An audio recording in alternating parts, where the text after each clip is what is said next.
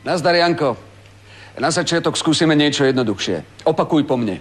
Neprešiel bezpečnostnou previerkou. Neprešiel...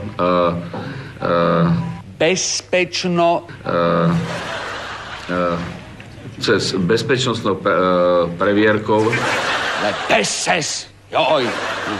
Dobre, niečo jednoduchšie. Je teraz v Žiline s jedinou úlohou. Je teraz v Žiline s jediným... Na zdravie, opakuj. S jedinou úlohou. No vidíš, že to ide. No, hurá. Teraz niečo ťažšie. Ďalšia veta. Je toto normálne, aby v demokratickom štáte takto bola zneužívaná politická moc? Ideš.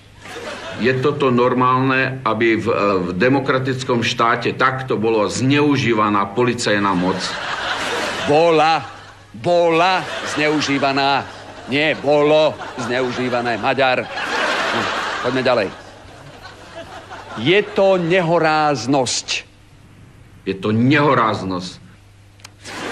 Nehoráznosť.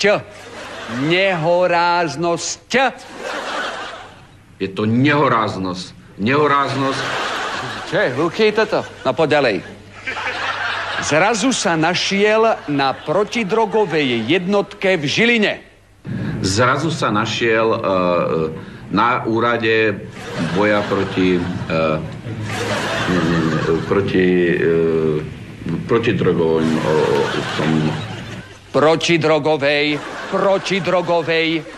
protidrogovej skupine, alebo jak sa to nazýva.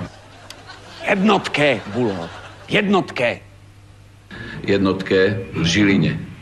Si sa zapotil, čo? No, posledná veta, poď. Niekto, kto je trestne stíhaný, je postavený na takúto vysokú funkciu.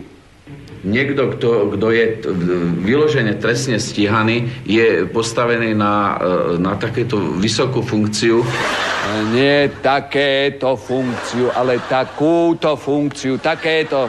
To absolútne nemá úroveň, však to je úplne nemožný Maďar.